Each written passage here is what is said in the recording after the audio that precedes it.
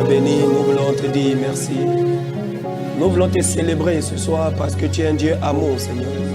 Tu as encore manifesté, Seigneur, ton amour envers nous. La Bible déclare que ta bonté se renouvelle chaque jour dans notre vie, Seigneur. Nous voulons te dire encore merci pour cette bonté que tu as renouvelée dans notre vie, Seigneur. Père, ce soir, nous sommes venus, Seigneur, Papa, pour prier, crier à toi. La Bible déclare, Dieu ne fera-t-il pas justice à ceux qui crient à lui nuit et jour? Il leur fera promptement justice. Seigneur, nous croyons que ce soir, tu nous feras encore justice au nom de Jésus de Nazareth. Nos cris monteront vers toi, Seigneur, Papa, dans le nom de Jésus de Nazareth. Merci, Seigneur, parce que tu prends le contrôle absolu de cette émission, Seigneur. Et tu te manifestes puissamment dans les maisons, dans les familles, dans le nom de Jésus de Nazareth. Merci, Seigneur, parce que tu le fais. Que toute la gloire te revienne. Au nom puissant de Jésus, nous avons ainsi prié. Amen. Shalom, bien-aimés, bienvenue sur votre émission, l'heure de la prière. Une émission sur laquelle nous prions, nous adorons le Seigneur. Et ce soir, nous aurons une émission spéciale. Ça sera une émission purement parole de Dieu. La Bible dit au commencement était la parole et la parole était Dieu. La Bible dit en elle était la vie. Dans la parole de Dieu, il y a une vie. Alléluia. Ce n'est pas que la prière qui communique la vie, mais écouter la parole, ça communique aussi la vie. Alléluia. C'est pour ça ce soir, avant de rentrer dans le vif du sujet, tu vas élever ta voix là où tu es. Tu vas prier, tu vas dire Seigneur, ce soir, parle à mon cœur. Que mon cœur soit disposé pour recevoir ta parole ce soir. Seigneur, je ne veux pas que, Seigneur, la parole tombe sur une terre infertile. Que la parole tombe sur une terre fertile au nom de Jésus. Et lève ta voix et prie comme ça dans le nom de Jésus de Nazareth. Lève ta voix et prie dans ta maison. Prie, bien-aimé. Ce soir, Dieu a une parole particulière pour toi. Ce soir, Dieu veut te dire quelque chose de particulier. Et lève ta voix et demande, Seigneur, que cette parole puisse porter de fruits dans mon cœur. Que mon cœur soit disposé pour recevoir cette parole. Que mon cœur soit disposé pour écouter ta parole. Que les voix d'incrédulité, les voix d'incompréhension, Seigneur, soient ôtées au nom de Jésus de Nazareth. Que les écailles tombent dans le nom de Jésus de Nazareth.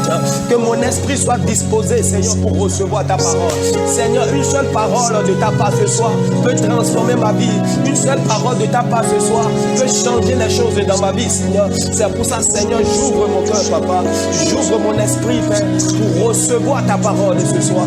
Merci, Seigneur Jésus, parce que tu le fais. Au nom puissant de Jésus, nous avons ainsi prié. Amen. Alléluia. Bien-aimés, ce soir, nous démarrons cette émission avec l'évangile de Matthieu. Matthieu 22, à partir du verset 15. La Bible dit ceci. Alors les pharisiens allaient se consulter sur les moyens de surprendre Jésus par ses propres paroles. Ils envoyaient auprès de lui leurs disciples avec les Hérodiens qui disent « Maître, nous savons que tu es vrai et que tu enseignes la voie de Dieu selon la vérité, sans t'inquiéter de personne, car tu ne regardes pas l'apparence des hommes. Dis-nous donc, ce qu'ils t'enseignent, est-il permis ou non de payer le tribut à César ?» Jésus, connaissant leur méchanceté, répondit « Pourquoi me tentez-vous, hypocrite? Montrez-moi la monnaie avec laquelle on paie le tribut. » Et il lui présenta un denier. Il leur demanda « De qui sont cette effigie et cette inscription ?» « De César, lui répondit-il. Alors il leur dit « Rendez donc à César ce qui est à César et à Dieu ce qui est à Dieu. » Alléluia. Bien-aimés, les pharisiens étaient allés voir Jésus et ils vont poser une question à Jésus. La question était de savoir, est-ce que tu nous permets de payer le tribut à César ou pas? Et Jésus va leur demander, montrez-moi la pièce, la monnaie avec laquelle vous payez le tribut. Et Jésus va leur poser cette question aussi, quelle image est sur cette monnaie? Quelle effigie, quelle image vous avez sur cette pièce? Ils vont répondre que c'est l'image de César. Et il va leur dire, si c'est l'image de César qui est sur la monnaie, alors rendez à César ce qui revient à César et donnez à Dieu ce qui est à Dieu. Bien-aimés, nous sommes identifiés dans ce monde par deux images. Soit c'est l'image de Dieu ou soit c'est l'image du diable. Quelle image tu portes? Quelle image est sur ta vie? Et l'image que tu portes dépend de à qui tu appartiens. Si tu portes l'image du monde, c'est que tu appartiens au monde. Mais si tu portes l'image de Dieu, c'est que tu appartiens à Dieu. On dit donner à Dieu ce qui revient à Dieu. C'est-à-dire ce sur quoi il y a l'image de Dieu, donnez ça à Dieu. Mais ce sur quoi il y a l'image de Satan, donnez ça à Satan. Quelle image tu portes? Et ce soir, ce sera le thème de notre émission. Nous parlerons de ressembler à Christ. La Bible déclare dans Genèse, faisons l'homme à notre image. C'était le projet de Dieu, de faire l'homme à son image. Mais aujourd'hui, qu'est-ce que cela veut dire réellement quand on dit porter l'image de Dieu ou ressembler à Christ? Qu'est-ce que cela voudra dire? Et pour en parler, nous avons le privilège d'avoir avec nous sur ce plateau un serviteur de Dieu qui n'est pas des moindres. Nous avons un père de la nation qui nous a fait l'honneur de répondre à notre invitation. Bonsoir, Pasteur Camille. Bonsoir mon frère. Nous sommes très heureux de vous avoir avec nous sur ce plateau. Que toute la gloire soit pour le Seigneur. Amen. Nous vous connaissons avec un message particulier, le message du retour de Christ. Et d'ailleurs, votre mission, c'est préparer l'Église pour le retour de Christ. Avant de revenir sur le thème du jour, je voudrais demander, est-ce que vous avez un message particulier pour l'Église, le corps de Christ qui nous suit actuellement, ou pour tous ceux-là qui ont oublié le message du retour de Christ? Parce qu'aujourd'hui, nous voyons que beaucoup d'églises ont dévié de ce message. Quel message vous avez à l'endroit de ces personnes? Shalom, chers téléspectateurs, je rends grâce à Dieu pour le privilège qu'il nous donne de partager quelques portions de la parole de Dieu avec vous. Je crois qu'en réalité, Jésus nous a dit simplement qu'il reviendra. Amen. Qu'il reviendra. Et donc, dans son message de « Je vais revenir », il est en train de nous dire qu'il est mort, bien sûr, mais il est ressuscité. Alléluia. Mais il est venu pour préparer une épouse pour lui-même. Et c'est pour ça que nous parlons souvent de l'enlèvement. C'est-à-dire, il a dit, je reviendrai à vous. Je reviendrai à vous. Donc, il est en train de nous dire simplement qu'il a achevé sa course en accomplissant son œuvre à la croix du Calvaire. Mais il est mort, il a été enseveli, il est ressuscité et il a été enlevé. Mais avant de partir, il nous a dit que votre cœur ne se trouve point.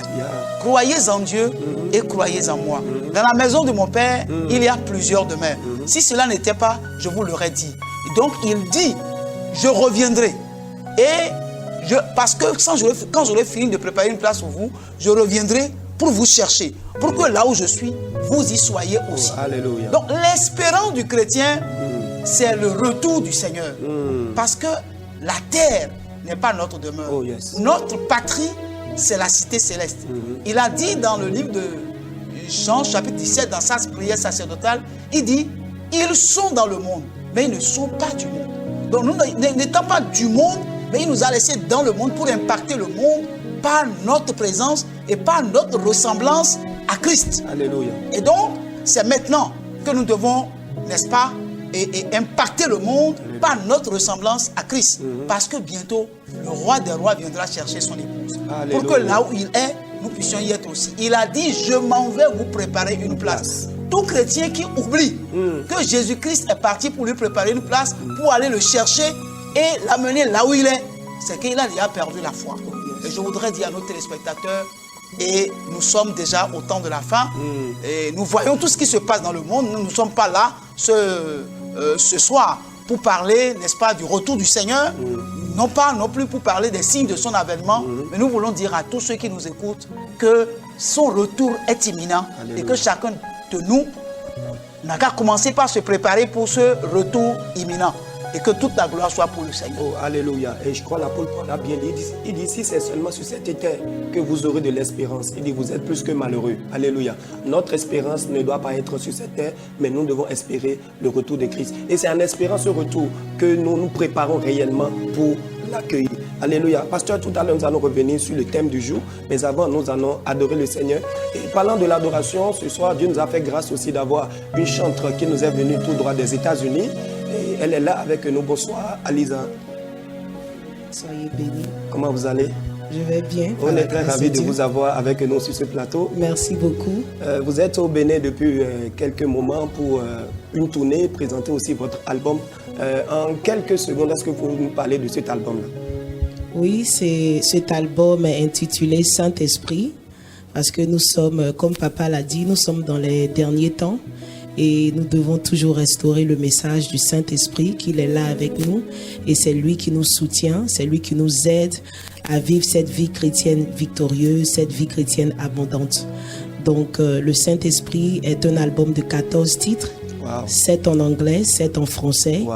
Avec gardant toujours la thématique du retour à Dieu de tout notre cœur et aussi le message du Saint-Esprit. Alléluia. On a vraiment hâte de découvrir cet album. Je crois que c'est déjà disponible ici à Cotonou, n'est-ce pas? Oui, il est disponible en CD et aussi clé.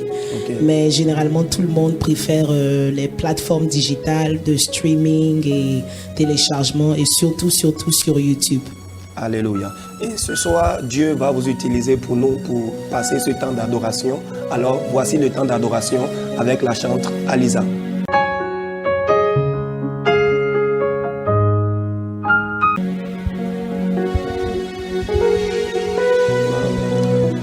Seigneur, ce soir, nous venons dans ta présence avec un cœur disposé pour obtenir miséricorde et pour être secourus dans tous nos besoins. Et nous voulons ce soir t'adorer.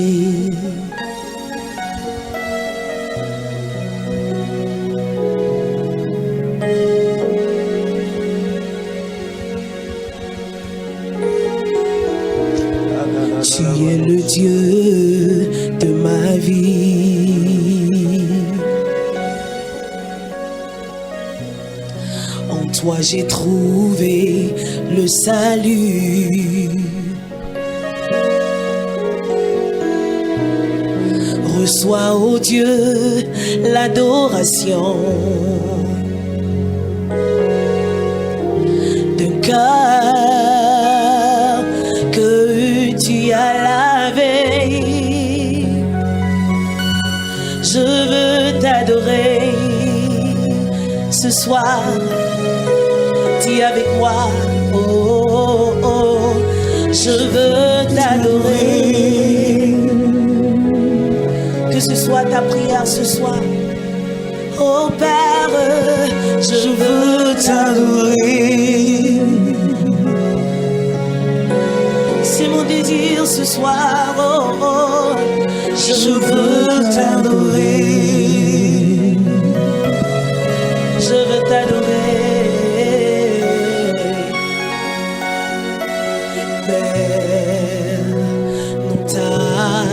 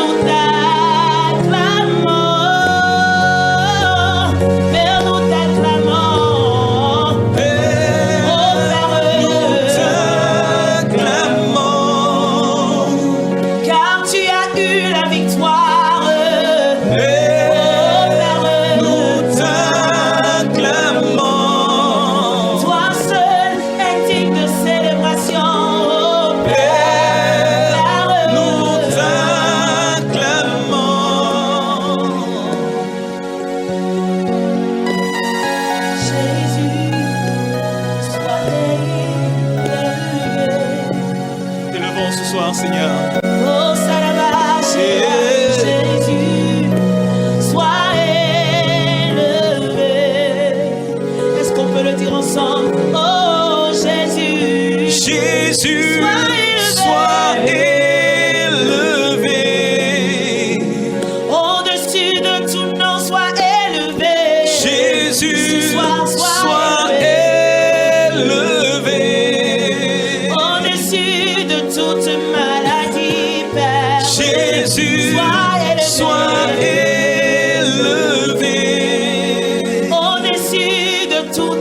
situation. Oh, Jésus, oh, sois élevé.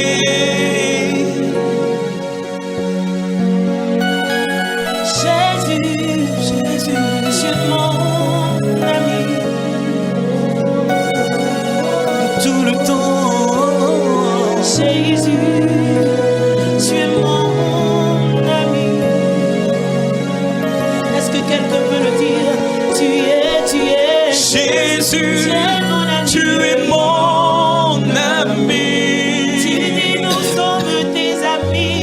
Oh Jésus, Jésus, tu es mon ami. mon ami en toutes circonstances.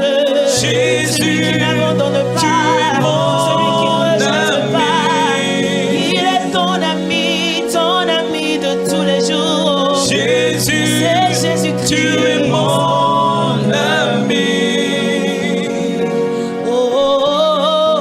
Est-ce que quelqu'un peut lever la voix et bénir le nom du Saint-Esprit? Oh, tu es le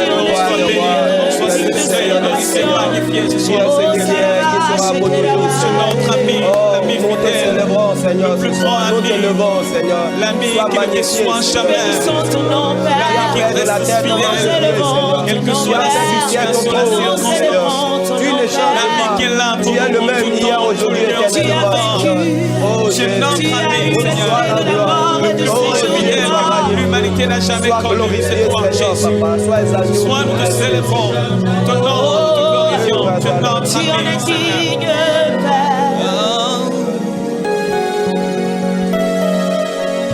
Père, nous t'adorons. Au Sarabashi, Père, nous t'adorons.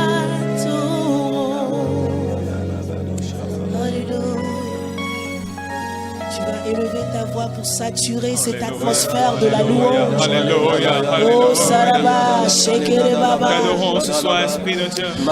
Si la mer se déchaîne, Père, nous restons confiants. Nous restons confiants en toute situation. Alléluia.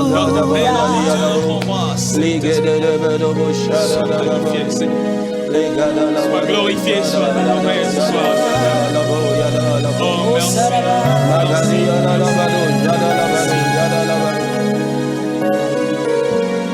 J'aimerais dire à quelqu'un que si la mer se déchaîne, sois confiant. Il reste fidèle en tout temps et en toutes circonstances.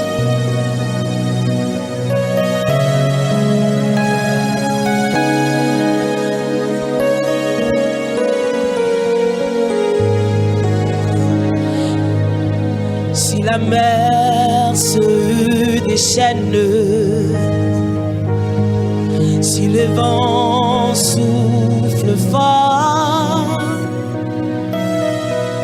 si la barque t'entraîne, n'aie pas peur de la mort.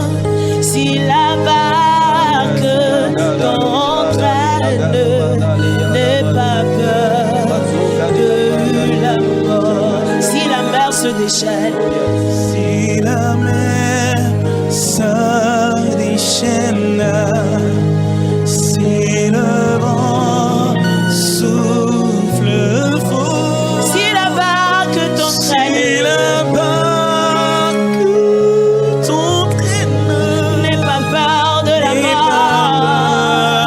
de la mort. Si la barque t'entraîne, n'aie pas peur de la mort. Il n'a pas dit que tu couleras. Il n'a pas dit que tu Il a dit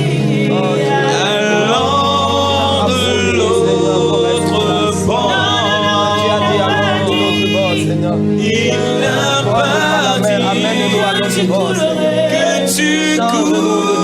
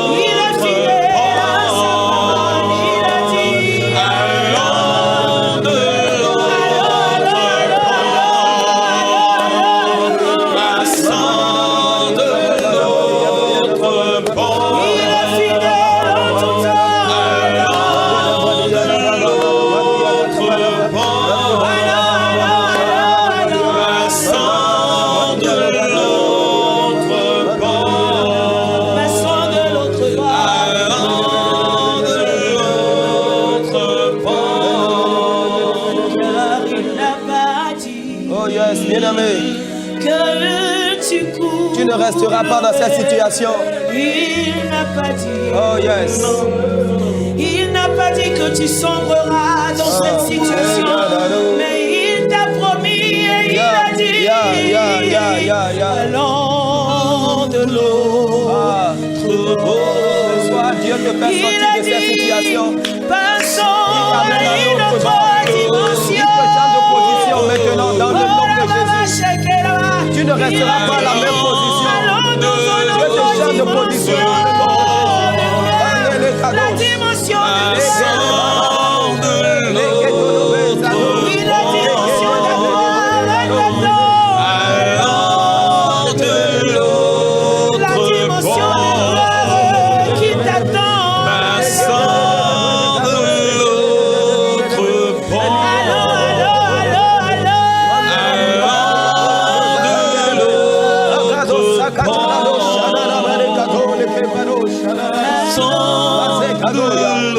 Bien-aimé, est-ce que tu peux prier là où tu es?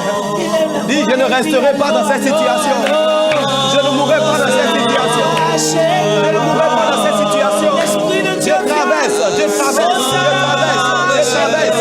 Je traverse une nouvelle dimension, une nouvelle position, une nouvelle dimension. Maintenant dans le nom de Jésus. Maintenant dans le nom de Jésus.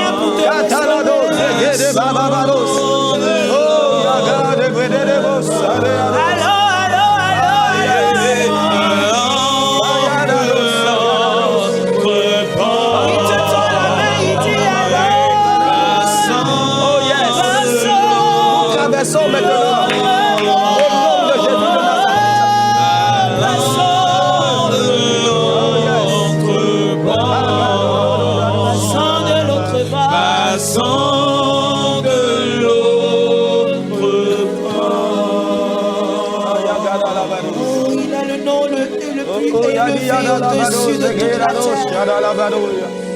Et ce nom c'est Yahweh. Oh, ce nom c'est Yahweh.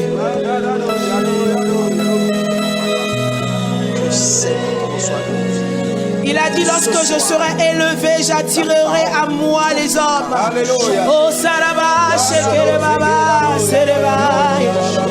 Tu vas élever le nom de Yahweh ce soir. Tu vas te prosterner et élever le nom de Yahweh.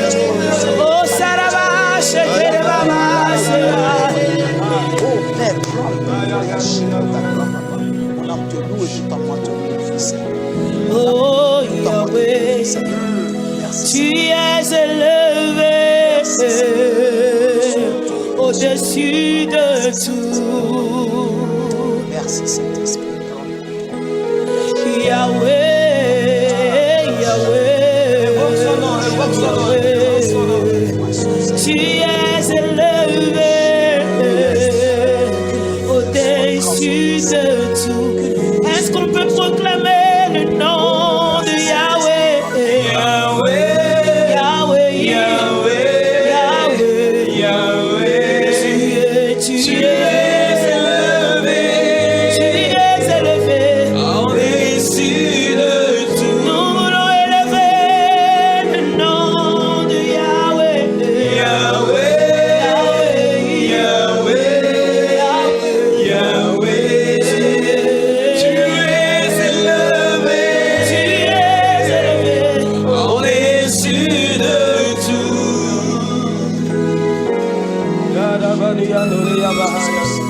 Merci, Merveilleux par l'éclat merci. de ta beauté, Père.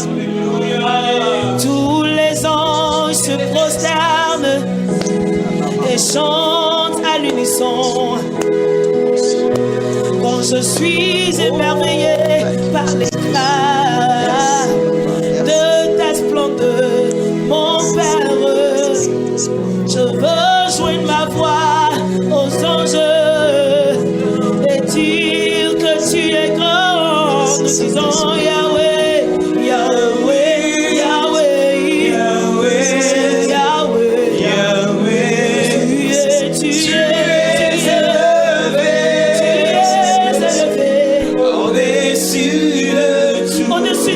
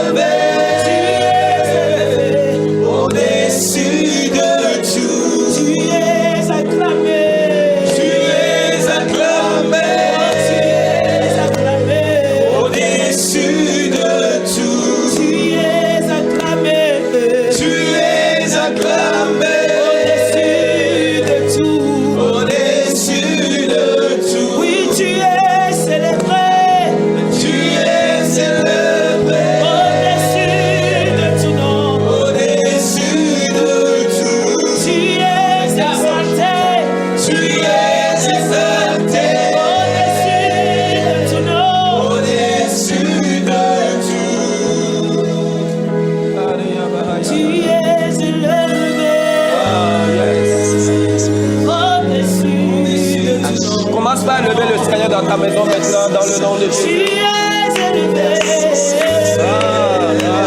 Au-dessus de tout nom, tout nom qui peut se nommer dans ce siècle, et tout nom dans le siècle à venir, tout nom qui peut se nommer dans ce siècle.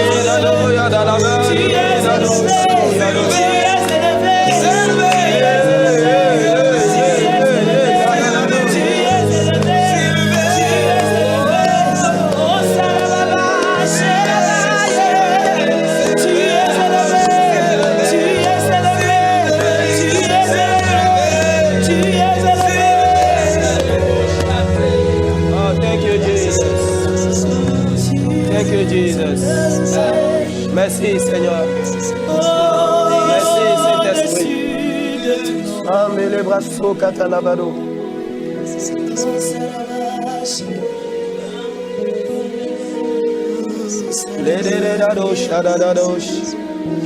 Oh Seigneur, nous te célébrons, bien-aimé. Dis merci au Seigneur pour cette atmosphère. Gabalabrando yado yagalalabaya. Malege dobro zagianda le yado zegeda do yado ya. Lebros aliabo zagande lebros zagalabaya labaya. Legendo liabo saliadam dele makinda no zaganda labo ge yado yada. Mamba bado zege lebros alayado. Oh yes, yagado ligabrazole. Oh, thank you Jesus. Oh yes.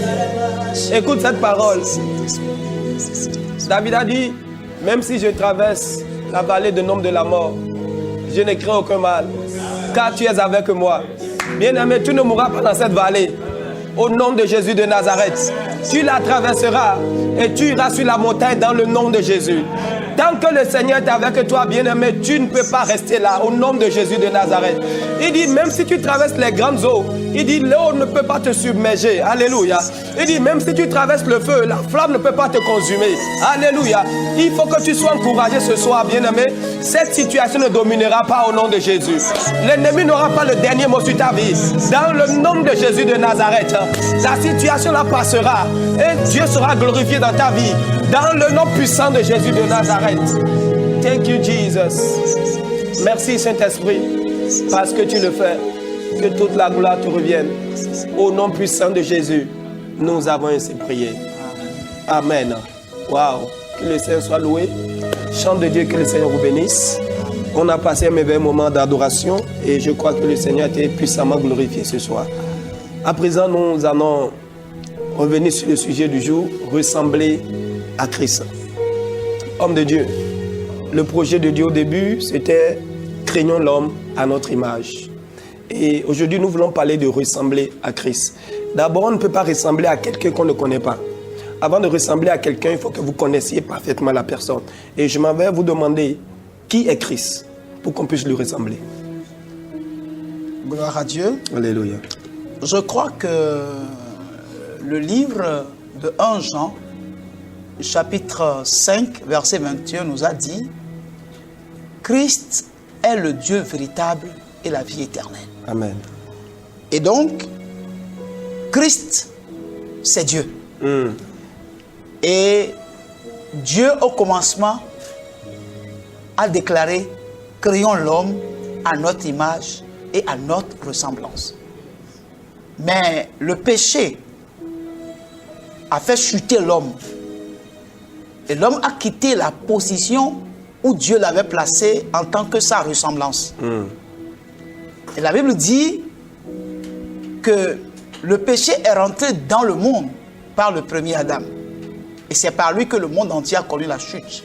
Mais Dieu a voulu relever l'homme et ramener l'homme dans sa position initiale au travers du second Adam, qui est Christ, qui est venu en tant qu'homme sans péché.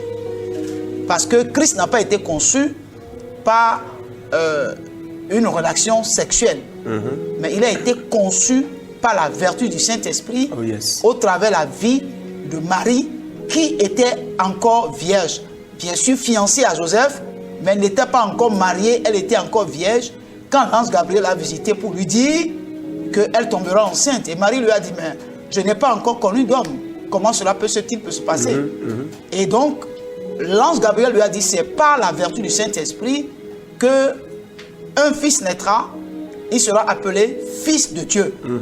Parce que Dieu est esprit, nul ne peut le voir. Alors Dieu s'est caché dans un corps qu'on appelle Jésus pour se révéler à l'humanité. Si je dois dire clairement, je parlerai simplement que Jésus-Christ est Dieu et nous devons ressembler à Dieu parce qu'au commencement, nous étions à son image et à sa ressemblance et nous devons lui ressembler. Amen. Donc nous pouvons déjà comprendre, comme vous l'avez dit, que Jésus-Christ est Dieu. Oui. Maintenant, je voudrais demander, est-ce que vous pensez qu'aujourd'hui, un homme peut ressembler à Dieu? Est-ce que cela est vraiment possible? Est-ce qu'un homme peut ressembler à Dieu?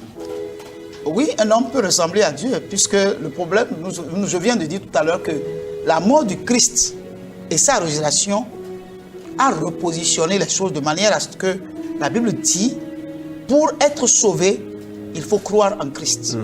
Et lorsque vous croyez en Christ, il a fait la promesse qu'il nous donnera le Saint-Esprit, qui nous conduira dans toute la vérité. Donc le Saint-Esprit peut nous amener à ressembler à Dieu.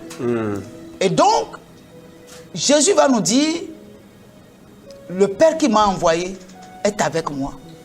Philippe lui a dit, mais montre-nous le Père, cela nous suffit.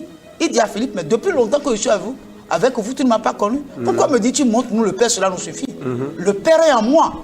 Et moi, je suis dans le Père. Les œuvres que je fais, les paroles que je dis, c'est le Père qui est en moi qui les exprime. Donc, tout ce que j'accomplis, les miracles, tout ça, ce n'est pas moi qui le fais, c'est le Père qui est en moi qui le fait, puisque en réalité, le corps représente le Fils, mais dans le Fils se cachait le Père, n'est-ce pas, qui se révélait aux hommes. D'ailleurs, la parole de nous a dit que Christ était caché en Jésus, où Dieu était caché en Jésus-Christ, réconciliant le monde avec lui-même. Elle a dit, celui qui m'a vu a vu le Père. Le Père, on peut le voir parce qu'il est esprit. Mais le Fils, on peut le voir parce qu'il a pris un corps dans lequel le Père s'est caché pour se révéler aux hommes. Donc, nous pouvons ressembler à Dieu si nous acceptons Christ et que nous laissons le Saint-Esprit entrer en nous. Et nous le laissons nous conduire, il nous conduira dans toute la vérité. Dans nos comportements de tous les jours, on verra Christ se manifester au travers de nous. Alléluia. Alors, de façon pratique, quand on parle de ressembler à Christ, qu'est-ce que cela voudra dire? Est-ce que c'est une ressemblance physique? Est-ce que c'est une ressemblance spirituelle? Comment on peut savoir que quelqu'un ressemble à Christ alors? Bien sûr que ce n'est pas physique. Okay. C'est bien sûr que ce n'est pas physique parce que déjà, le texte que je veux lire dans Philippiens chapitre 2, du verset 5 au verset 8, nous dit « Ayez en vous les sentiments qui étaient en Christ, en Jésus-Christ, lequel, existant en forme de Dieu, n'a point regardé comme une proie à arracher d'être égal avec Dieu. Mais s'est dépouillé lui-même en prenant une forme de serviteur, en devenant semblable aux hommes. Et ayant paru comme un simple homme, il s'est humilié lui-même, se rendant obéissant jusqu'à la mort, même jusqu'à la mort de la croix. » Alors, je dirais que ce n'est pas au niveau de notre être physique que nous allons ressembler à Christ, mais c'est au niveau de nos sentiments. Okay. Parce qu'on nous a dit, ayez les sentiments qui étaient en Jésus-Christ. Donc, c'est les sentiments qui étaient en Jésus-Christ qui doivent être manifestés en nous pour prouver à ceux au milieu desquels nous vivons que effectivement nous sommes différents de commun des mortels parce que dans nos habitudes, nous ressemblons à Christ. Dans nos sentiments, nous ressemblons à Christ. Donc, il s'agit du sentiment, oui. Et quand on parle du sentiment, on parle de quoi? C'est ta manière de se comporter, ta manière de parler. Il s'agit de quoi? Évidemment, quand nous lisons ce texte, nous allons constater l'un des sentiments que Christ a manifesté, c'est l'humilité. L'humilité. C'est l'humilité. Il était égal à Dieu, il était Dieu. Mais il a pris une forme humaine pour venir sur la terre comme un simple serviteur. Lui, le Créateur, qui a créé les cieux et la terre. Tout ce qui est sur la terre, tout ce qui est sous la terre, c'est lui qui les a créés. Mais il est venu comme un homme, comme un simple homme. D'ailleurs, la manière dont il est né même, on nous a dit, on n'a même pas préparé son trousseau. Il n'est pas né dans une maternité. Il est né dans une étable. Voyez-vous, le Créateur, celui qui a créé l'or, l'argent, tout ce qu'il faut, lui, en venant dans ce monde-là, il est né dans une étable. Pourquoi? Parce qu'il a manifesté ce que c'est que l'humilité. Voyez-vous, quand le fils d'un président, sa femme est enceinte et veut accoucher, imaginez. Il y a tout ce qui se fait autour. Si c'est dans ce pays, cet enfant ne naîtra pas au Bénin. Vous comprenez? Et il peut naître aux États-Unis, il peut naître en France, il peut naître ailleurs, mais pas au Bénin. Vous comprenez bien? Oui, je vois très bien. Si déjà nos autorités, quand ils tombent malades, ils ne se font pas soigner souvent dans notre pays ici, et ils vont à l'extérieur, imaginez un peu quand ils voudront mettre au monde leurs enfants, comment ça va se passer. Mais Dieu qui a créé les cieux et la terre a voulu faire venir son fils. Et il a arrangé tellement la chose de telle manière que cet enfant est né dans une condition où aucun homme normal ne peut accepter voir son fils naître dans ces conditions-là. Donc, c'est déjà le signe d'humilité. Vous comprenez? Donc, quand on parle d'humilité, vous savez, je croyais qu'en réalité, quand on parle d'humilité, c'est totalement le contraire de l'orgueil. Oui. Est-ce que vous voyez? Oui. Donc, moi, je pensais que l'orgueil, que c'est ceux qui ont les moyens, ceux qui ont l'argent, qui manifestent de l'orgueil. Mais j'ai constaté que même le pauvre manifeste de l'orgueil. Donc ça veut dire qu'en réalité, c'est un sentiment qui est dans l'homme. Que vous soyez riche, que vous soyez pauvre, que vous ayez l'argent, que vous n'ayez pas l'argent, c'est un sentiment qui peut vous prendre, qui peut vous animer à tout moment. Vous comprenez? Donc, l'orgueil vient du diable. L'orgueil vient du diable. Quand vous devenez fils de Dieu, l'orgueil doit disparaître et faire place à la nature de Dieu. Amen. N'est-ce pas? Amen. Vous devez manifester ce sentiment d'humilité que Christ a manifesté. Écoutez, le Christ nous a tellement donné d'exemples. La Bible nous dit que le jour où on voulait le prendre, il a fallu que Judas puisse lui donner un baiser. Parce qu'au milieu des siens, il n'y a aucune différence. Donc personne ne peut venir pour dire, voici c'est lui le chef. Non. Impossible. Donc il a fallu qu'on lui donne d'abord un baiser pour qu'on sache que c'est celui-là que nous sommes venus attraper. Est-ce que vous voyez un peu ce que nous disons? Donc c'est cette humilité-là que la Bible nous recommande en tant que chrétiens d'avoir. Jésus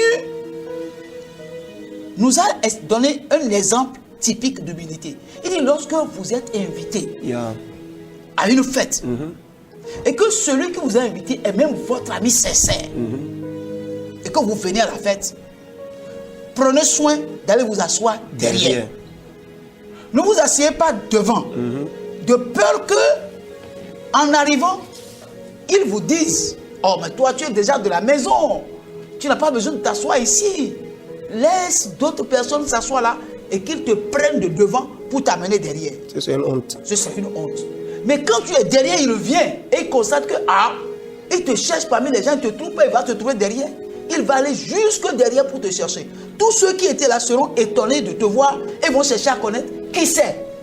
Donc la Bible dit que l'humilité précède la gloire. Tandis que l'orgueil précède la chute. Donc en tant que chrétiens, nous devons avoir en nous ce sentiment-là. Et nous ne pouvons pas l'avoir de nous-mêmes. Ça, il faut le reconnaître. Lorsque nous donnons notre vie à Jésus et que nous laissons le Saint-Esprit prendre place dans notre vie, et nous laissons le Saint-Esprit nous conduire, le Saint-Esprit nous conduira dans la vérité. Et donc, cette humilité peut se manifester dans notre vie. En réalité, aujourd'hui, quand nous regardons un certain nombre de choses qui se passent aujourd'hui dans le corps de Christ, on se pose la question de savoir si réellement Christ est en nous. Quand nous voyons déjà la manière dont nous voulons que on nous élève en tant que serviteur, en tant que pasteur, en tant que dirigeant, en tant que fondateur, on se pose la question de savoir comment Christ nous voit-il.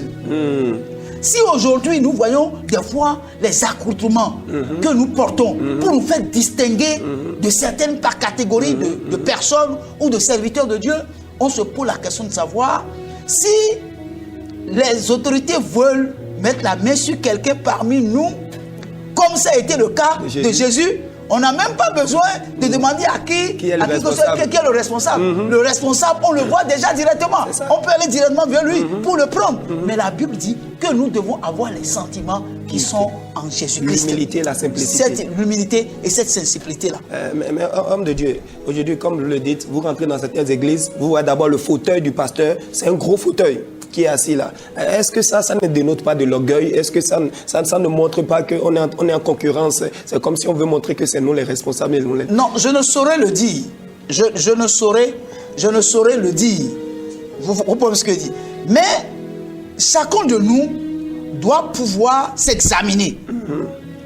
Et parce qu'elle dit examiner toutes choses et retenez ce qui est bien. Yeah. Donc moi je pense que c'est une question d'examination. Chacun doit s'examiner, chacun doit s'éprouver, chacun doit se dire est-ce que c'est nécessaire? Est-ce que c'est utile? C'est de ça il s'agit. Donc pour moi c'est pas un problème d'avoir un gros fauteuil devant, etc. etc. Et ça dépend de l'idée qui est cachée derrière. Non, mais je crois que si vous êtes vraiment simple, ça doit s'afficher dans vos manières de faire. Déjà, vous arrivez ailleurs, déjà le pasteur sort de sa voiture, il y a déjà 5-10 personnes qui sont alignées. Quelqu'un doit prendre la Bible, quelqu'un doit prendre le téléphone, quelqu'un doit prendre le titre. Est-ce que Jésus a fait tout ça? Si réellement nous voulons ressembler à Jésus, vous venez de le dire, on a même confondu Jésus avec ses disciples. C'est-à-dire que quand vous les voyez, ils étaient tous ensemble. Donc moi je pense que nous devons interpeller le corps de Christ. Je crois bien, vous êtes un père, je crois bien qu'on doit interpeller le corps de Christ, particulièrement les hommes de Dieu, à ressembler réellement ou bien à copier réellement ce sentiment d'humilité qui était en Jésus. C'est vrai que nous sommes, même Jésus, son humilité l'a même amené à laver le pied de ses disciples. Comment interprétez-vous cela, homme de Dieu? Bon, je crois que la question que nous devons nous poser, si Jésus était venu au 21e siècle, comment se comporterait-il? Parce qu'en 100 ans, il n'y avait pas de portable, il n'y avait pas un certain nombre de choses. Vous comprenez? Donc, il y a tous ces aspects-là que nous devons mettre dans la balance pour voir si Jésus venait au 21e siècle. Est-ce qu'il va ressembler à ce Jésus du 1er siècle? Bon, c'est là le problème en fait. Donc, du coup, il y a un certain nombre de choses. Quand on parle d'humilité, il faut savoir raison garder aussi. Pour ne pas être un extrémiste. Parce qu'en réalité, vous savez, il y a certaines choses qui nous arrivent lorsque Dieu commence par nous amener à un certain niveau donné. Il y a un certain nombre de choses qui se passent et ça, c'est des facteurs qui ne viennent vraiment pas de nous. C'est comme par exemple, un ami vient te voir ou vient me voir. D'habitude, il venait me voir, on se reçoit, on parle, n'est-ce pas? Mais arrivé à un moment donné, l'œuvre a grandi. À cause de la position que vous avez. N'est-ce pas? Alors, avant, il n'y avait pas de secrétariat. Maintenant, tu as un secrétaire. Pour rencontrer le pasteur, il faut passer par le secrétariat. Vous comprenez? Si Jésus était au 21e siècle, est-ce qu'il va avoir un secrétariat? C'est possible. N'est-ce pas? À cause de la foule. Donc, il y a certaines choses que peut-être des fois, nous voyons comme si c'est de l'orgueil. C'est de l'orgueil, mais ce n'est pas l'orgueil. C'est-à-dire, il y a une certaine réalité qui nous amène à ce niveau. Est-ce que vous comprenez un peu ce que je dis? Donc, il y a cet aspect-là aussi qu'on doit essayer d'analyser pour ne pas tomber dans le fanatisme. Ça, c'est vrai. Est-ce que vous avez parfaitement raison. Donc, parce que vous pouvez avoir aujourd'hui 3 rendez-vous, n'est-ce pas? Et un ami vient vous voir sans qu'il ne vous appelle. Il n'y a pas de secrétaire. Il vient, il toque à votre bureau, vous le recevez, il vient juste pour vous dire bonjour. Il passe 2 heures de temps avec vous. Pendant ce temps, vous avez déjà donné rendez-vous. Il y a des gens qui sont déjà en attente, mais lui, il te prend 2 heures de temps. Mais le temps, c'est comme de l'argent. Est-ce que vous voyez? Donc, il y a un certain nombre de choses que, aujourd'hui, on est obligé d'avoir pour pouvoir bien travailler. Est-ce que vous voyez? Donc, il y a un certain... C'est vrai qu'on peut voir certaines choses comme venant de l'orgueil qui a manque d'humilité, mais il faut bien analyser les contextes pour pouvoir mettre chaque chose dans son contexte. Donc c'est ce que je peux dire par rapport à votre question. Ok. Toujours parlant de l'humilité, parce que je pense que c'est un point très sensible et c'est par là même que la Bible a commencé, l'humilité. Dans l'église aujourd'hui, nous observons qu'il y a souvent des catégories de personnes. On voit des divisions selon les classes sociales. Ceux-ci, bon, c'est des gens qui sont peut-être riches, ils donnent de grosses offrandes, ils peuvent s'asseoir devant ceux qui ne donnent pas de grosses offrandes. Est-ce que ça ne pousse pas aussi, au fait, dans l'orgueil aussi, on commence pas à se voir au-dessus de certaines personnes? Je crois que, comme je le dis, nous devons savoir raison garder. En ce sens-là que tout le monde ne peut pas avoir une grosse tête. Tout le monde ne peut pas avoir les moyens financiers, l'argent. N'est-ce pas? Et on ne peut pas aussi dire à ceux qui ont l'argent de ne pas manifester, n'est-ce pas, comment on appelle Richesse. Leur richesse. L'essentiel est que ce soit dans une proportion modérée. Et permettez-moi, quand je n'avais pas d'argent, je n'ai pas besoin d'un certain nombre de confort. Mais quand je commence par avoir l'argent, je peux me permettre le luxe d'avoir un certain confort. Mais quand la Bible parle de simplicité, la simplicité, non, c'est... on peut bien s'habiller tout en étant simple. Je suis parfaitement d'accord. Ou bien, Je suis parfaitement d'accord. on peut bien s'habiller. On peut avoir une belle voiture, n'est-ce pas? Oui. Et tout en étant simple. On peut avoir une belle maison, tout en étant simple. Il ne faudrait pas que les gens pensent que quand quelqu'un a une voiture, il n'a pas le droit d'avoir une voiture. Quand il a une voiture, donc c'est l'orgueil qui l'a poussé à avoir une voiture. Ou peut-être il n'a pas le droit d'avoir une belle maison. Et puis les gens commencent pas à lier le démon de la luxure. C'est le démon de la luxure qui le prend. Donc, je pense que dans la vie, nous devons évoluer d'un point A à un point B. Jésus a promis qu'il est venu pour que les brebis aient la vie et qu'il soit dans l'abondance. L'or et l'argent appartiennent à Dieu. Amen. En tant qu'enfant de Dieu, c'est normal que Dieu nous bénisse, que Dieu nous élève à un certain niveau donné. Mais le problème, c'est quoi? Il ne faudrait pas que nous mettons notre confiance en ces choses matérielles. Il ne faudrait pas que l'amour de l'argent rentre dans notre vie. Il ne faudrait pas qu'en ayant l'argent, que nous écrasons les autres. Très bien, il s'agit que quand bien même on a tout, puisque Jésus avait tout, mais il n'a écrasé personne. Amen. Donc nous pouvons tout avoir sans écraser personne, sans humilier personne, mais tout en marchant dans un esprit d'humilité. Amen. Très bien. Je crois que c'est là où je voulais en venir au fait. Vous avez vraiment su répondre à la question. On peut avoir l'argent et pourtant ne pas écraser quelqu'un. Tu peux avoir l'argent et pourtant des fois te rabaisser au niveau même de ceux qui n'ont rien. Oui. Tu peux causer avec eux, s'asseoir avec eux. Mais le fait de se dire dans son cœur, bon, comme moi, je ne suis pas de sa catégorie sociale, il n'a qu'à s'asseoir là, je vais m'asseoir là. Ça rentre déjà dans l'orgueil. Mais le problème, quand Jésus était sur terre, les gens lui reprochaient le fait qu'il mangeait avec les gens de mauvaise vie. Mais c'est lui qui a l'argent. C'est lui qui nous a créé, notre créateur. Il a tout. Mais pourtant, il a dit que lui n'est pas venu pour les justes. Il n'est pas venu pour les gens qui ont déjà les moyens. Il est venu pour les gens qui n'ont pas encore les moyens. Il est venu pour les gens de mauvaise vie. C'est pourquoi il s'associe à eux. Il n'a pas besoin de s'associer à des gens d'une catégorie élevée. Il veut que ceux qui sont en bas, on puisse les pousser pour aller aussi en haut. Amen. Donc que ceux qui sont en haut prennent l'habitude de s'abaisser pour tirer les autres, pour qu'ils viennent aussi à leur niveau. C'est ce que la parole de Dieu nous demande de faire. En fait. Et c'est là, en parlant de ça, je tombe dans l'autre catégorie de sentiments que Christ veut que nous ayons, qui se trouve dans le livre d'Éphésiens chapitre 5. Éphésiens chapitre 5, versets 1 à 2. Il est écrit, devenez donc les imitateurs de Dieu, comme des enfants bien-aimés. Et marchez dans la charité, à l'exemple de Christ qui nous a aimés et qui s'est livré lui-même à Dieu pour nous comme une offrande et un sacrifice de bonne odeur. Ici, on nous parle ici de devenir des imitateurs de Dieu comme des enfants bien-aimés et de marcher dans la charité. Vous comprenez? Donc ce qui veut dire que c'est l'un des sentiments que Christ a manifesté à l'endroit de l'humanité. N'est-ce pas? Il n'a pas discuté avec Dieu lorsqu'il a été question qu'il vienne comme l'agneau de Dieu pour ôter le péché. N'est-ce pas? Il nous a prouvé ce que c'est que l'amour. Il n'a pas péché, il n'a rien fait, mais il a accepté d'être condamné à notre place pour que nous soyons justifiés. Est-ce vrai? Et la Bible nous demande que nous devons marcher dans l'amour à l'exemple de Christ qui nous a aimés et qui s'est livré lui-même à Dieu. En réalité, nous devons comprendre que nous ne devons pas chercher que les gens nous aiment, mais que nous devons plutôt aimer. Quand quelqu'un dit telle personne ne m'aime pas, il ne manifeste pas de l'amour, est-ce que lui a-t-il manifesté de l'amour envers quelqu'un? Parce que ce que vous semez, c'est ce que vous récoltez. Oh yes. Donc si vous semez l'amour, vous aurez l'amour. Donc nous ne devons pas demander à ce que les autres nous aiment. Christ n'a pas demandé à ce que nous l'aimons. Non, il n'a pas demandé. Mais lui, il nous a aimés. Libre à nous de l'aimer ou de ne pas l'aimer. Donc nous devons comprendre que l'amour doit provenir de nous. C'est nous qui devons manifester l'amour à l'endroit des autres.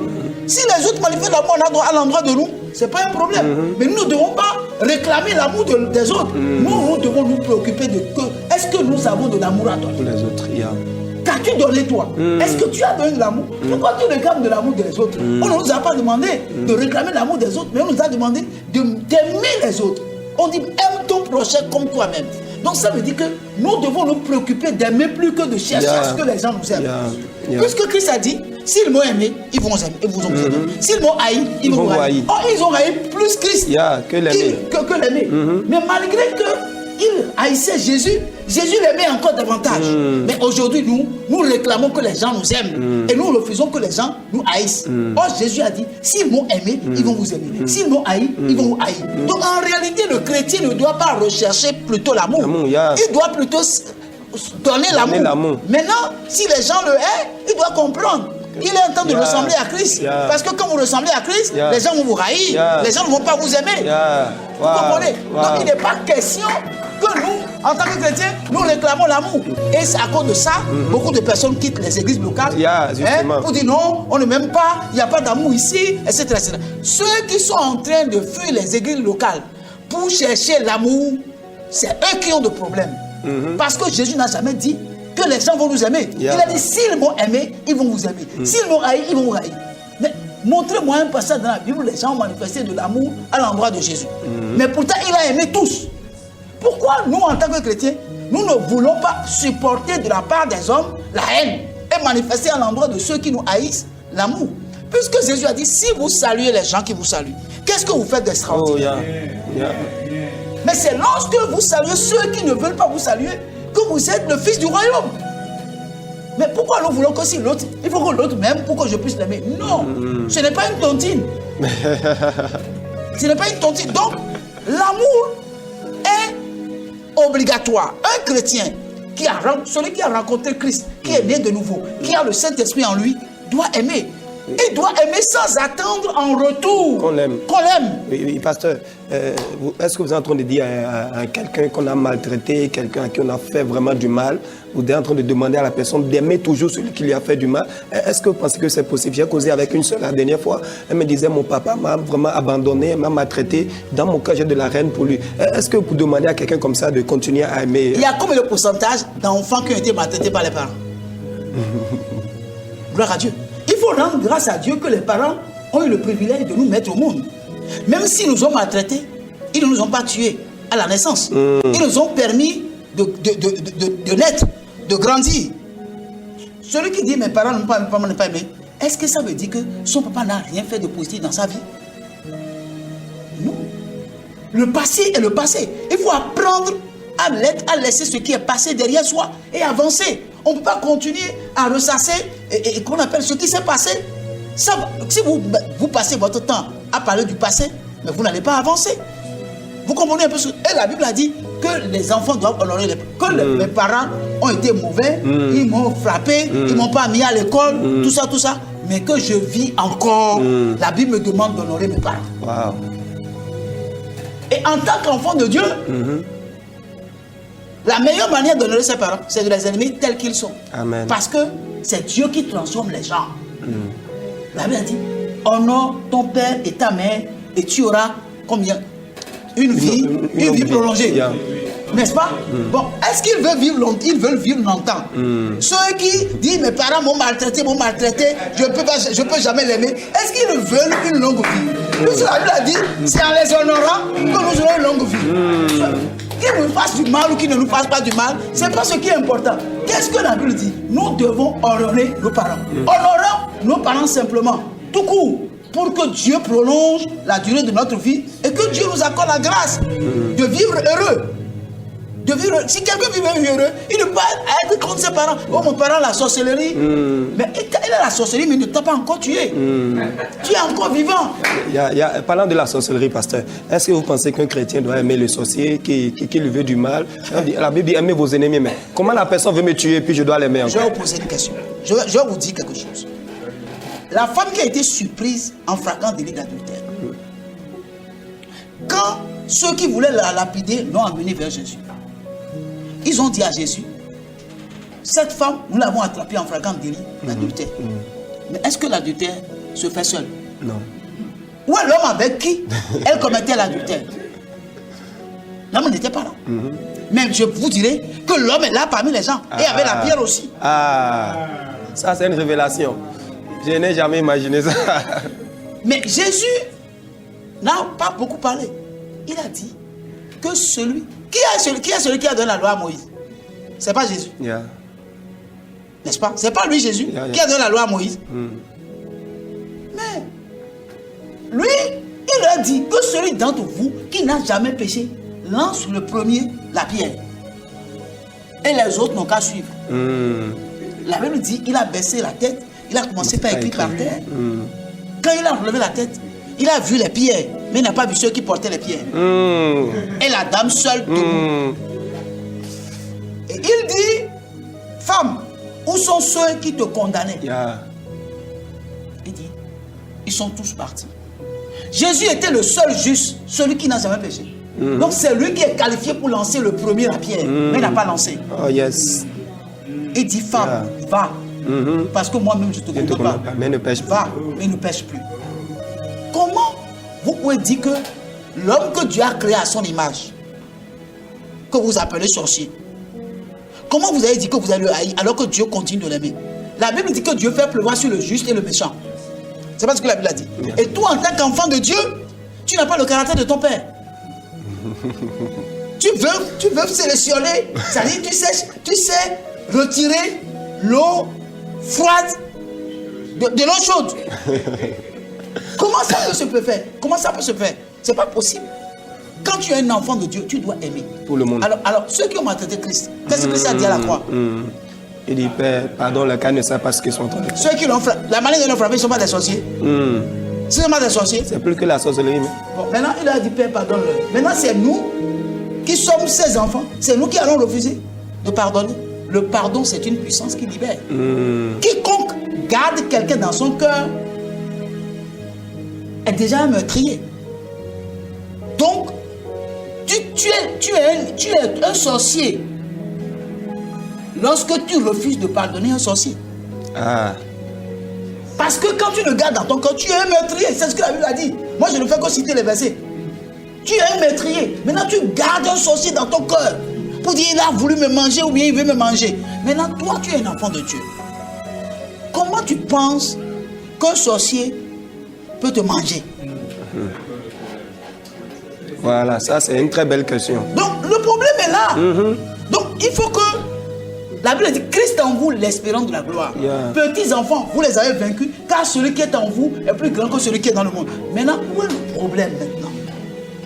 Pour quelle raison on ne va pas pardonner? Pour quelle raison on ne va pas aimer? Puisque c'est Dieu qui sauve. Et c'est lui qui transforme les gens. Nous n'avons pas le pouvoir de sauver. Nous n'avons pas le pouvoir de transformer les gens. Et même si nous disons, nous prions, nous demandons à Dieu de tuer ces sorciers-là, Dieu n'est pas un meurtrier. C'est pourquoi malgré que nous prions pour que Dieu tue les sorciers, ne meurent pas. Ils sont encore là. Est-ce que Dieu n'a pas exaucé votre prière? Non. La Bible a dit que vous demandez mal et vous ne recevez pas. Parce que vous demandez mal. Ça dit qu'il y a des gens qui prient et qui s'attendent à ce que Dieu tue les gens. Dieu n'est pas un tueur. Amen, amen, amen. Il n'est pas un assassin. Il ne le sera jamais. Donc il faut que nous cessons de faire de vaines prières. N'est-ce pas? Il faut que nous cessons de demander à Dieu de faire des choses qu'en temps normal ne peut se faire. Donc voilà ce que je peux dire. Oh, merci beaucoup. Je crois que c'est vraiment édifiant tout ce que vous êtes en train de dire. Ressembler à Christ, c'est vraiment une bonne chose. Toujours sur l'amour, nous sommes en train de parler de l'amour dans 1 Jean 3, verset 16. La Bible dit ceci: nous avons connu l'amour en ce qu'il a donné sa vie pour nous. Nous aussi, nous devons donner notre vie pour les frères. Il dit, à cause de l'amour, tu dois donner ta vie pour les frères. Et je voudrais comprendre un peu ce verset. Est-ce que cela veut dire que des fois, de la même manière que Christ, par amour, est mort pour nous, est-ce que des fois, il faut mourir aussi pour quelqu'un d'autre? Il dit, nous devons donner notre vie pour les frères. Bon, ça dépend de ce que vous mettez dans mourir, là. Ok? Est-ce que c'est mourir physiquement? Pour quelqu'un? Bon, je crois que c'est le sens du verset. Il dit, comme Christ est mort pour nous sur la croix par amour, nous devons aussi donner notre vie pour les frères. Donc, nous devons aller à la croix. Ok. C'est ça. Ah, ok. C'est ce Donc, que vous voulez dire. Oui, oui. C'est ce que vous voulez dire. Non, c'est ce que la parole de Dieu dit. Oui, en que fait, nous devons aller à la croix. Yeah. Pour qu'on nous crucifie aussi. Oui, mourir, c'est-à-dire donner notre vie pour sauver les autres. Oui, la meilleure manière de donner sa vie pour sauver les autres, lorsque ton frère a faim, donne-lui à manger. Alléluia. Lorsqu'il n'a pas d'habit, Donne-lui d'habit. donne-lui d'habit. Lorsqu'il n'a pas d'abri, héberge-le chez toi. Et des fois, sois prêt à sacrifier ce que tu as à manger pour que lui, il mange et que toi, Tu sois affamé. tu sois affamé. C'est la meilleure manière Très bien. de donner sa vie Très bien. à son frère. Très bien. Très bien. Je peux m'arrêter là? Je crois que c'est même déjà compréhensible. Donc, il ne s'agit pas ici de se tuer. De se tuer pour quelqu'un. Pour quelqu'un, À la non, croix. non. Non, c'est pas ça. Il s'agit simplement Un seul est mort pour nous. Amen. Un seul est mort pour nous. Amen. Le reste là, il peut nous utiliser comme un instrument pour délivrer des frères des situations catastrophiques. Amen. Donner de l'asile à un frère. Donner à manger à un frère. N'est-ce pas? Soutenir un frère dans la prière. N'est-ce pas? Jeûner avec lui. Manifester à son endroit l'amour jusqu'à ce qu'il sorte de la situation dans laquelle il se trouve. C'est ça, donner sa vie à un frère. Mais est-ce que vous pensez que ce type d'amour-là existe aujourd'hui dans l'Église? Je le dis parce que quand nous regardons dans l'Église primitive, la Bible dit qu'il n'y avait ni pauvres, il n'y avait pas de riches. Ceux qui étaient riches vendaient les choses et donnaient ça aux pauvres. Et tout le monde était au même niveau. Mais est-ce que ce type d'amour-là aujourd'hui, nous pouvons encore voir ça dans l'Église? En ce temps-là, et en ce temps où nous sommes là, c'est pas la même chose. Hein. Donc en réalité, la pauvreté est relative. Ok. La pauvreté est relative. Quand quelqu'un est pauvre dans la tête, hein, quand quelqu'un est pauvre dans la tête, quel que soit ce que vous faites pour lui, il sera toujours pauvre. Donc la pauvreté, c'est un état d'esprit. Ce n'est pas le fait que j'ai l'argent ou que je n'ai pas l'argent. Il y a des gens qui ont l'argent qui sont pauvres. Il y a des gens qui n'ont pas l'argent qui sont riches. C'est dans la tête. C'est dans le comportement. C'est dans le caractère que nous avons. Vous comprenez? Donc aujourd'hui, les réalités d'aujourd'hui ne sont pas les réalités d'hier. Donc on ne peut pas aller chercher les réalités d'hier et l'amener aujourd'hui. Le monde a beaucoup changé. Homme de Dieu, donc vous pensez que ce verset de Actes qui dit qu'il n'y avait ni pauvre ni riche, ce temps est dépassé déjà? Non, ce n'est pas dépassé. Je ne dis pas que c'est dépassé. Dans nos églises, nous aidons les veuves, nous aidons les orphelins. N'est-ce pas? Ceux qui n'ont pas, comment on appelle, de moyens, on les aide. Est-ce que vous comprenez ce que je dis?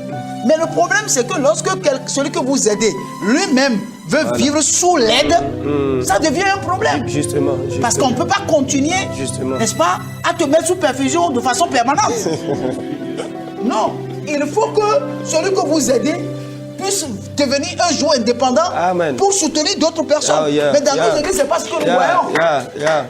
Dans nos églises, je ne sais pas ce que nous voyons. Les gens viennent avec une ordonnance chez le frère Rémi, et puis la même ordonnance va chez le frère Bernard, et puis ça va chez la soeur Bernadette. Eh bien, comment vous voulez que... Donc, il y a un problème. Quand on parle d'aider les gens pour qu'il n'y ait pas de pauvres, si des gens ont pris sur eux la résolution d'être pauvres, on va faire comment? C'est seulement parce qu'un homme normal, hein, qui décide de demander à Pierre, Jean, Jacques, et quand bien même Jean, Jacques lui donne, il continue de demander, il y a un problème. Justement, dans la tête. Il y a un problème dans la tête. Ça veut dire que nous, en tant que serviteurs de Dieu, nous avons un travail à faire dans nos églises pour aider nos frères à comprendre que la pauvreté, c'est un état d'esprit. La Bible a dit que celui qui ne travaille pas ne mange pas non plus. Mais dans nos églises, il y a des gens qui veulent rester à l'église et ne pas travailler pour qu'on les mette sous perfusion. C'est pas possible. Vous comprenez? Oui, je comprends. Donc c'est de ça qu'il s'agit. Ok. Donc je crois qu'on ne peut plus faire exactement comme dans l'église primitive aujourd'hui où on demande aux fidèles, vendez ce que vous avez, mais nous en distribuer l'argent. Bon, écoutez, la situation d'aujourd'hui est telle que nous, en tant que serviteurs de Dieu, on doit faire attention. Un homme de Dieu ne doit pas trop se mêler aux finances. Un homme de Dieu ne doit pas trop se mêler aux finances. Et d'ailleurs, en ce temps-là, ce sont les diacres qu'on a nommés pour faire ce travail-là. Bon, il ne s'agit pas de dire à quelqu'un de vendre ses biens. Si quelqu'un décide de vendre ses biens pour le mettre à la disposition de l'église pour qu'on fasse de l'œuvre sociale, ça c'est bon. Ça c'est Dieu qui lui a parlé. Ou vraiment, il a compris qu'il faut le faire. Mais un homme de Dieu qui dit aux gens, allez vendre vos biens pour donner aux pauvres, ben, en tout cas, pour ma part, ce n'est pas faisable. Vous comprenez? Pour ma part, ce n'est pas faisable. Mais quelqu'un peut décider et dire, le Seigneur m'a parlé, et vendre ses biens. Amen. Et partager ça aux pauvres à l'église. Ça, ce n'est pas exclu. Mais qu'un homme de Dieu dise aux gens, allez vendre vos biens pour aider vos frères. Il faut faire attention. Mais supposons que, pasteur, j'ai 2 voitures, j'ai mon frère qui n'a même pas de moto. Est-ce que l'homme de Dieu ne peut pas me conseiller pour dire, vends une voiture, aide ton frère qui n'a pas de moto à avoir de moto? Non, l'homme de Dieu ne doit pas te dire ça. Parce que tu as le Saint-Esprit. Le Saint-Esprit veut te parler. Pourquoi il va te dire de vendre ta voiture? Non. Tu as le Saint-Esprit parle aux gens. C'est le Saint-Esprit qui doit te parler. C'est-à-dire, quand tu donnes ta voiture à quelqu'un, tu ne viendras pas dire que c'est l'homme de Dieu qui t'a dit de donner. Non, jamais je ne te dirai ça. De Dieu, non, ce que vous dites, c'est vrai, je suis d'accord avec ça. Mais regardez dans le cas de Élie qui était allé voir la femme veuve, Dieu lui a dit, j'ai ordonné à la femme de te donner à manger. Mais il a fallu que Élie dise à la dame, donne-moi à manger d'abord. Le Saint-Esprit ne lui a pas parlé directement. Il a fallu que l'homme de Dieu aille vers la dame et dit, Dieu m'a envoyé vers toi pour te dire, mais... Donc des fois, Dieu peut parler à quelqu'un que la personne ne suit pas et que c'est l'homme de Dieu qui insiste. Non, Élie n'a pas insisté. Le cas d'Élie est un autre cas. Le cas d'Élie est un autre cas. C'est Dieu qui lui a dit. Ça, c'est Dieu qui lui a dit. C'est pas quelqu'un. Okay. C'est pas un pasteur qui lui a dit. Okay. C'est pas un homme qui lui a parlé. Okay. C'est Dieu qui lui a dit. Va. C'est cette dame. Je l'ai préparée pour toi, pour qu'elle te donne à manger. Ok?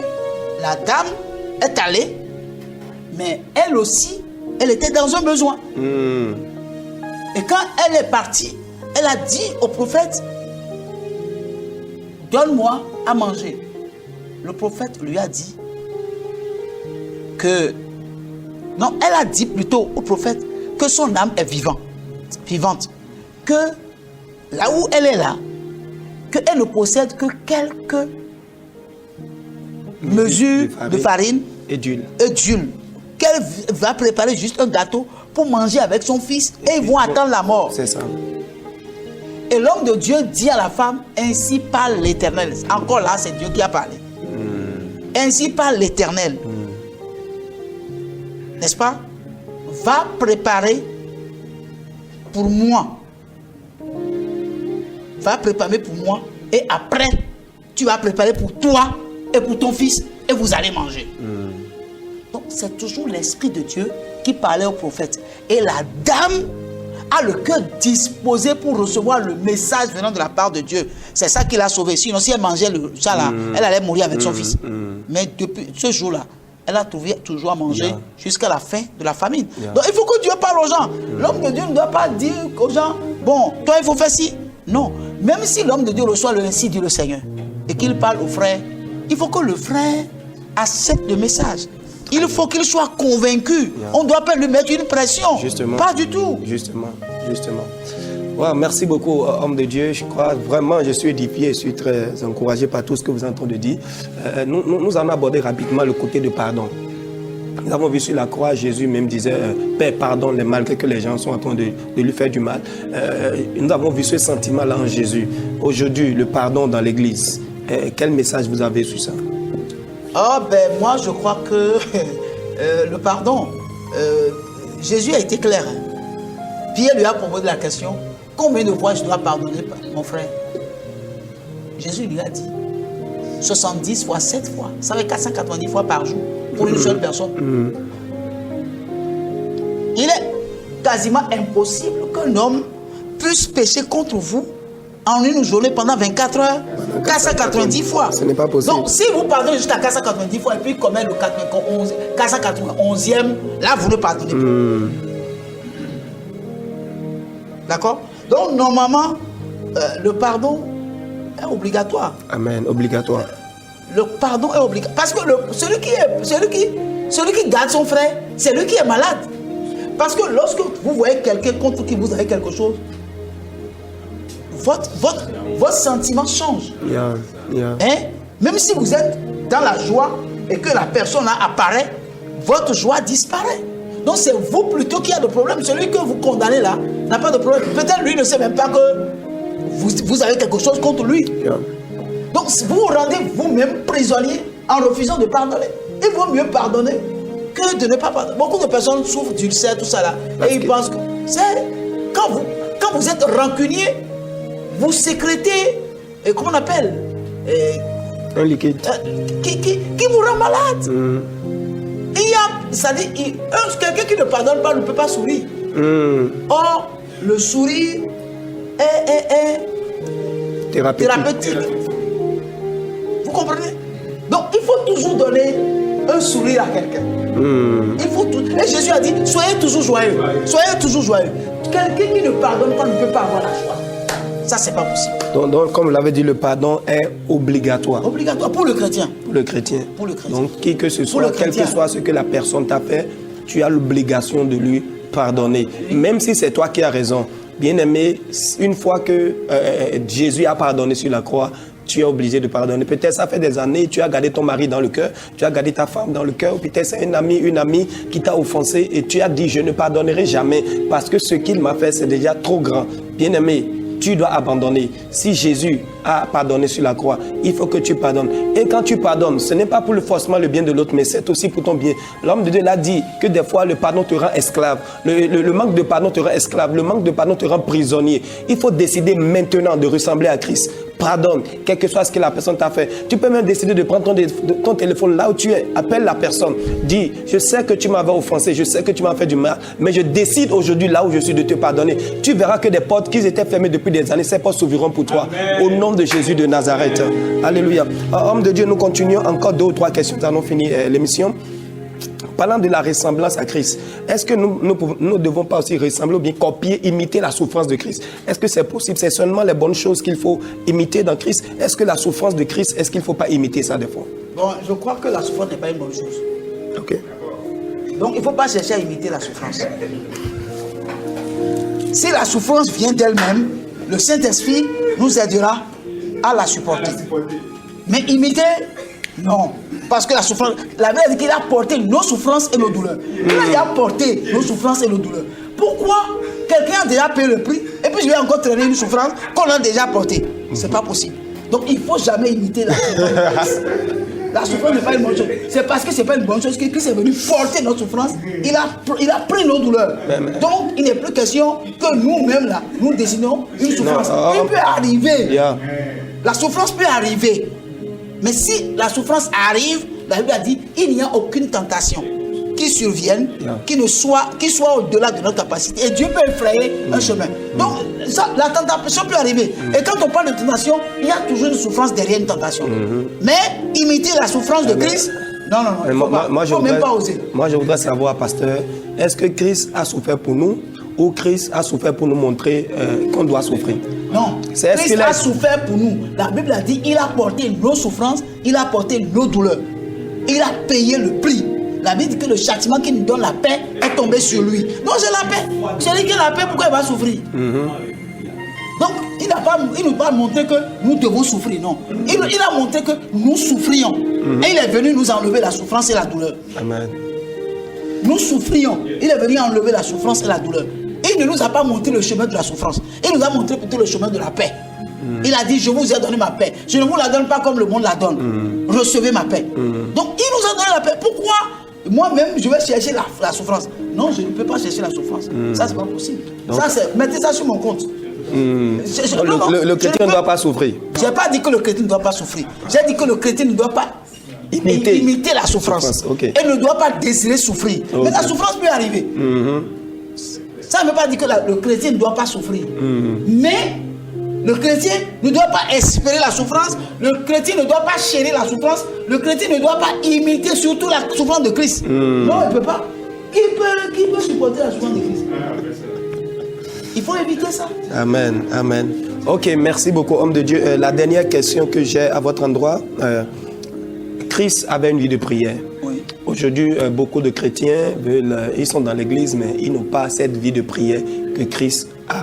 aujourd'hui, et nous voulons ressembler à Christ en toutes choses, mais dans la prière, nous ne voulons pas ressembler à Christ. La Bible disait que Christ se réveillait être le matin, il priait, il passait des heures dans la prière, mais aujourd'hui, l'Église est tombée tellement bas que la prière, c'est à croire aujourd'hui qu'on est tellement intelligent qu'on n'a plus besoin de la prière. Qu'est-ce que vous pensez de ça? Je ne crois pas que ce soit ça. Je crois plutôt que tout est lié au Saint-Esprit. C'est-à-dire, aucun de nous ne peut de lui-même volontairement faire un certain nombre de choses. C'est l'Esprit de Dieu en nous qui nous pousse à faire un certain nombre de choses, à faire la volonté de Dieu.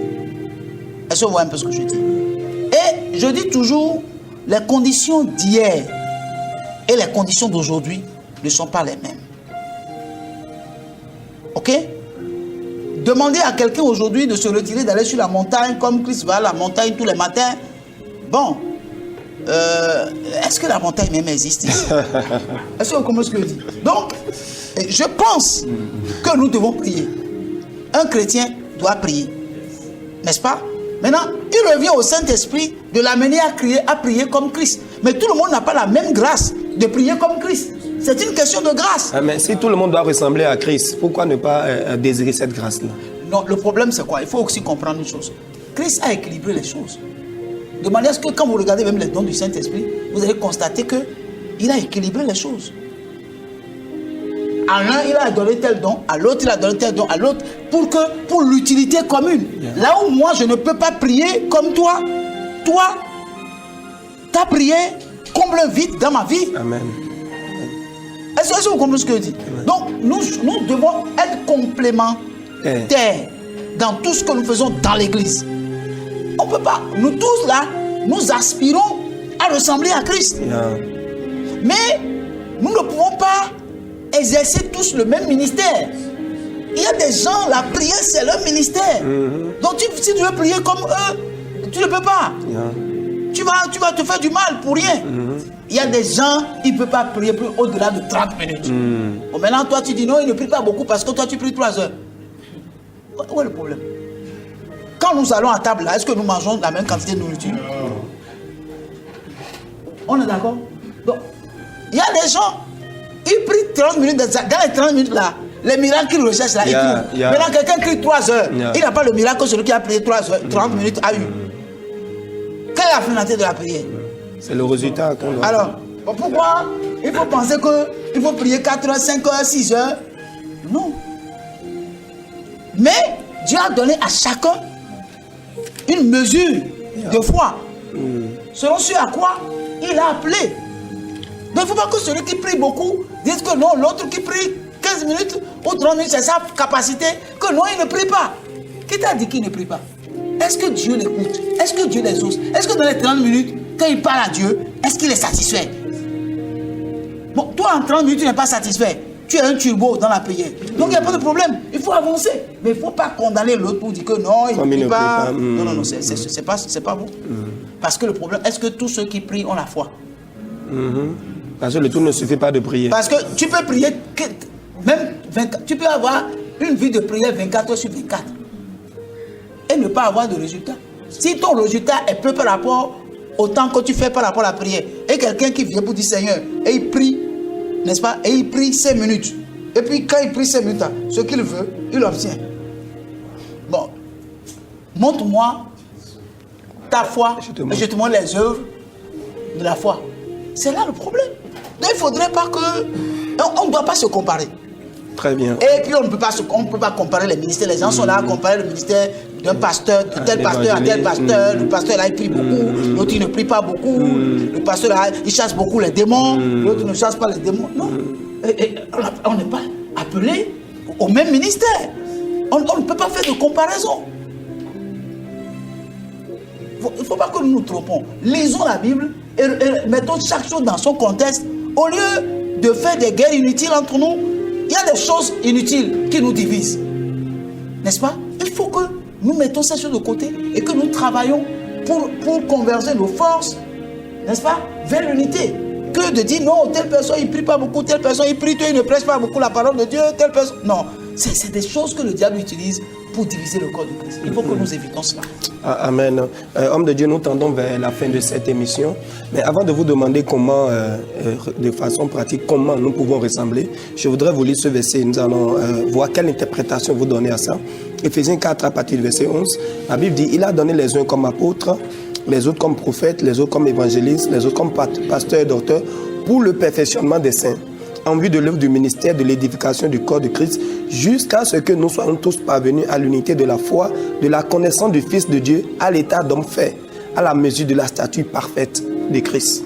Nous avons vu que l'objectif des dons dans l'Église, des ministères dans l'Église, c'est de perfectionner les saints jusqu'à ce qu'ils ressemblent totalement à Christ. Est-ce que cela veut dire que, est-ce qu'il peut arriver un temps où on dit que celui-là, il ressemble parfaitement à Christ, 100% à Christ. Il n'y a aucun défaut en lui, il est exactement comme Christ. Est-ce qu'un temps viendra comme ça? Gloire à Dieu. Alors, je voudrais vous dire ceci. Mettons le verset dans son contexte réel. La Bible a dit que il est monté au ciel, il a fait des dons aux hommes. Les uns comme apôtres, prophètes, évangélistes, pasteurs et docteurs. Pour l'œuvre du ministère, c'est ça. Et de l'édification du corps de Christ. Pour l'œuvre du ministère, pour l'éducation. En réalité, il y a quelque chose que nous manquons de faire en tant que serviteurs de Dieu aujourd'hui. Ok? La Bible a dit que Jésus a fait de nous un royaume de sacrificateurs pour Dieu. Ok?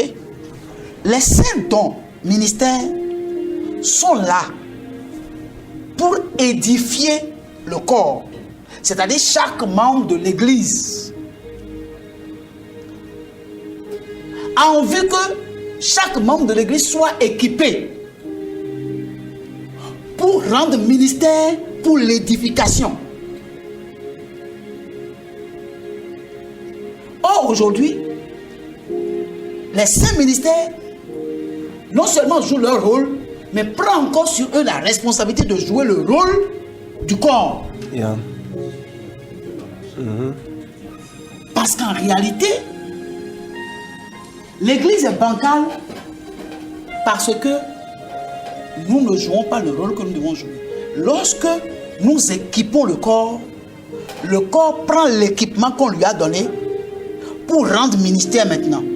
Ça veut dire quoi? Ça veut dire que celui qui est plus petit que toi, tu le prends en charge.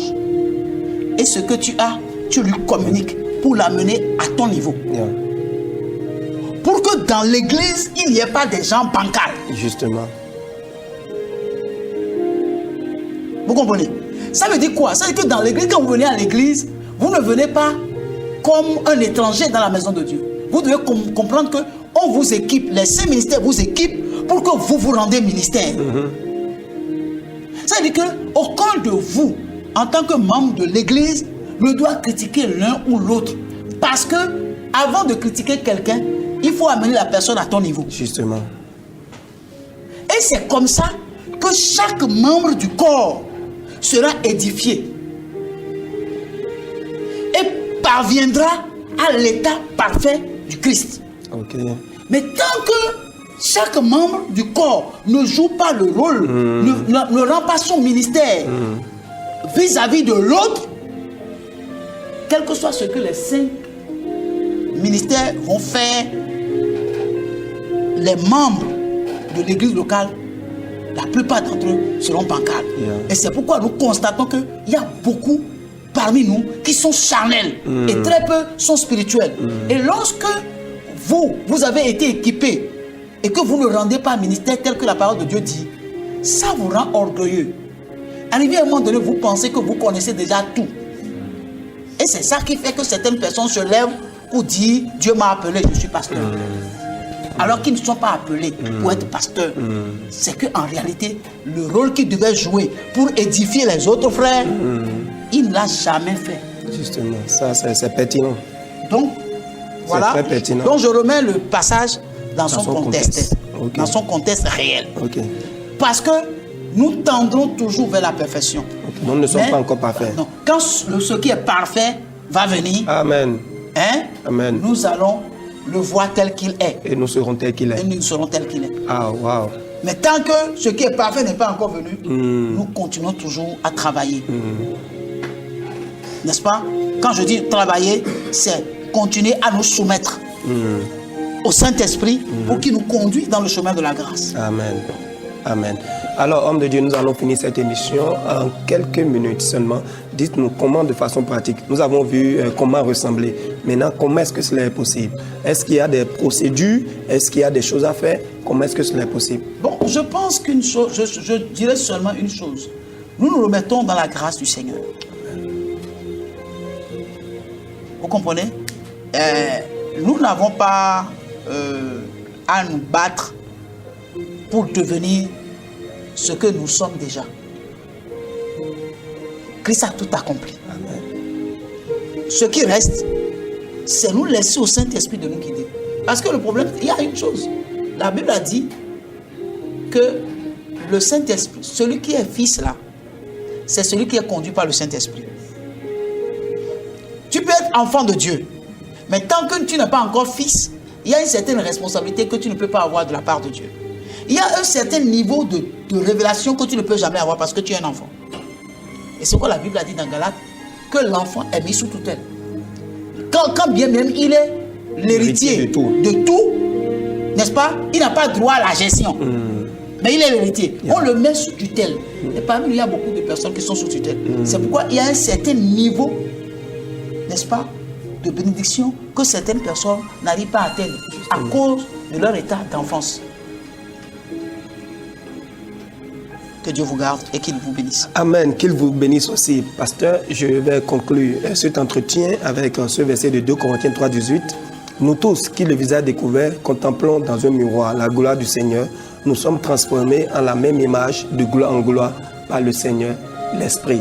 Comprenez tout simplement qu'en tant que chrétiens, nous sommes appelés à ressembler à Christ. Et la Bible dit, tant que nous continuerons à fixer nos regards sur lui, tant que nous continuerons à le contempler, nous serons transformés en la même image que lui par l'Esprit. C'est l'Esprit de Dieu qui nous transformera. Ce n'est pas de nous-mêmes que nous allons ressembler à Christ et continue de fixer les regards sur lui, non pas sur un homme. Ton pasteur peut être bon n'importe comment, ton leader peut être bien n'importe comment, que tes regards ne soient pas focalisés sur lui, mais que tes regards soient vraiment focalisés sur Christ. Vraiment, pasteur, le temps est totalement passé, sinon nous avons des requêtes que les téléspectateurs ont envoyées, mais nous ne pourrons plus lire ces requêtes, mais nous prions vraiment que ces requêtes soient exaucées par le Seigneur au nom de Jésus. Le Seigneur connaît toutes ces requêtes, il sait ce que vous avez écrit et il vous exaucera au nom de Jésus de Nazareth. Alors, homme de Dieu, un dernier mot avant qu'on ne finisse, un mot de fin. Oh, je crois que je suis heureux d'avoir passé ce moment avec vous sur cette émission et partager le plateau avec la servante de Dieu. Amen. Pour les moments d'adoration, de louange que nous avons eus et toutes ces personnes charmantes qui sont devant moi. Alléluia. Que le Seigneur bénisse vos vies. Amen. Et qu'il bénisse nos téléspectateurs. Amen. Qu'il bénisse Évangile TV. Amen. Et que la gloire de la deuxième maison soit plus grande que la gloire de la première maison. Au nom de Jésus de Nazareth. Amen. Amen. Merci beaucoup d'avoir accepté notre invitation. Ça a été vraiment un grand plaisir pour nous et nous avons vraiment été édifiés. Je rappelle que vous êtes pasteur Toby Camille, pasteur principal des missions Source de Vie. Vraiment que le Seigneur vous bénisse. On espère vous recevoir très bientôt encore sur notre nouveau numéro. Il n'y a pas de problème. Je suis à votre disposition. Merci beaucoup. C'était votre émission, l'heure de la prière. Le vendredi prochain, par la grâce de Dieu, nous nous retrouverons sur le même plateau, à la même heure, par la grâce de Dieu. Que le Seigneur vous bénisse. Amen. Amen. Je parlerai de ta bonté, je parlerai de ta bonté et de ta fidélité. Je dirai tout haut, tout haut, tout haut, ce que tu as fait, oh papa. Je proclamerai, gloire de ton nom. Et je parlerai de ta bonté, de ta fidélité. Je dirai tout haut, tout haut, tout haut, ce que tu as fait pour moi. Je proclamerai la gloire de ton nom. Oh oui, je parlerai de ta bonté, ta fidélité. Je dirai tout. Oui, je dirai tout. as fait pour moi. Ce que tu as fait pour moi. Je proclamerai la gloire de ton nom. Tous les jours, je proclamerai. Je parlerai de ta bonté. De ta bonté. Ta fidélité. Je dirai tout haut, ce que tu as fait pour moi.